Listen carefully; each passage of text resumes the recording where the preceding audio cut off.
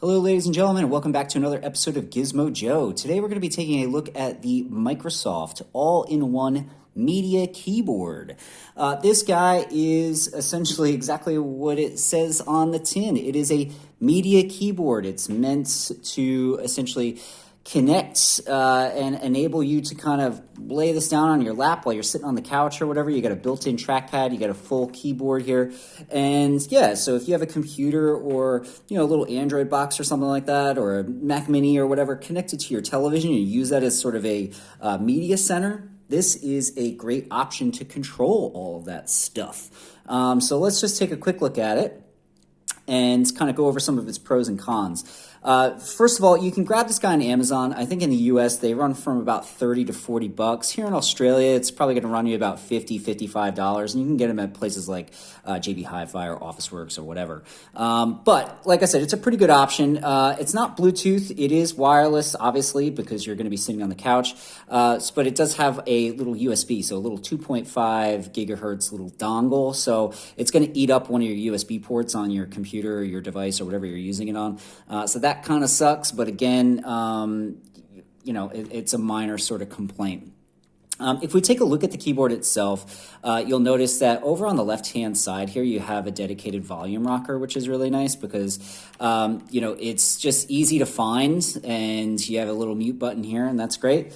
Over here, you got the trackpad. So obviously, it's a nice large trackpad. You have your left and your right click just here, and it has a little embellishment to kind of differentiate between the two.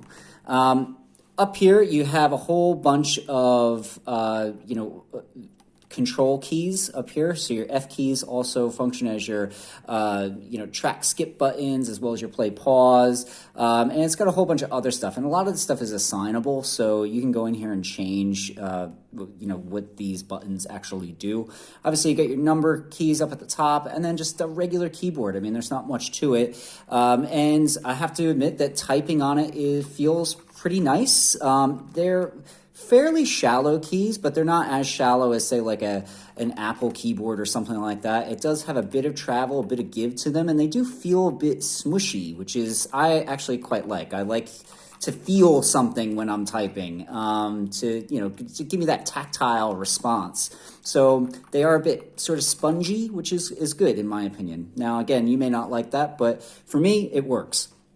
One of the other things I have to commend Microsoft on here is the fact that these keys are very, very quiet, which is great because if you're sitting in front of your television or whatever and other people are watching TV and you're messing around with the controls, the last thing you want to hear are really clicky keys. So these are quite nice. They're very, very quiet. They're very soft, which, again, is great.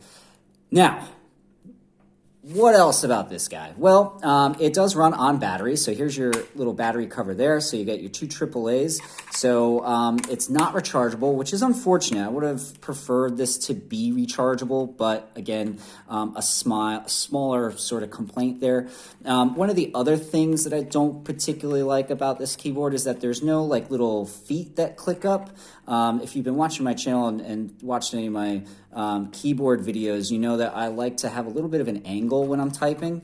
But again, I can kind of forgive that because I think Microsoft had it in mind that you would have this sort of sitting on your lap while you're watching TV, not necessarily on a desk. So I can understand why they wouldn't include those little plastic feet that kind of flick out and then give it a bit of an angle. So again, not a huge issue, but something to keep in mind.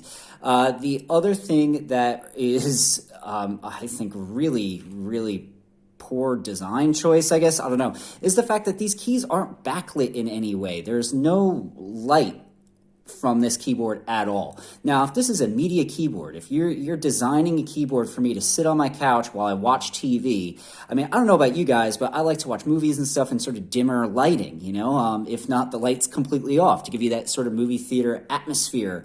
If I need to do something on my TV while I want to queue up another episode or something, or if I want to jump into a different app or whatever, I'm not necessarily getting up to turn the lights on so I can see my keyboard in order to do that. I would think that the idea would be, you remain seated on the couch, you pick up your controller, in this case your keyboard, and you do whatever you need to do. But it's very difficult if you like to watch stuff in the dark, like I do. So the fact that this isn't backlit is a huge sort of misstep for me. I understand that probably would have increased the cost quite a bit, but I think if you're making a media keyboard with the idea that you are going to have this guy sitting on your lap while you are watching stuff, I just think that's a huge oversight.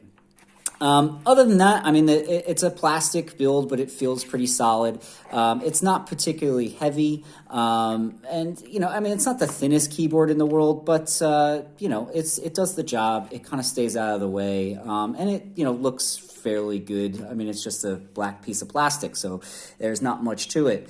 But yeah, the fact that, there's no backlit keys is a big issue for me. But like I said, it's fairly cheap. You can get this guy for about $50 Australian, about $35-40 American. So if you're in the market for something that is going to enable you to control your PC or your Android media box or whatever from your couch, this is a good option. Just be aware that there is no backlighting, which for me is a bit of a deal breaker. But anyway, thanks for watching, guys. I hope you guys are all staying safe. And if you haven't subscribed, hit that subscribe button. And thanks for watching. This is Gizmo Joe signing off.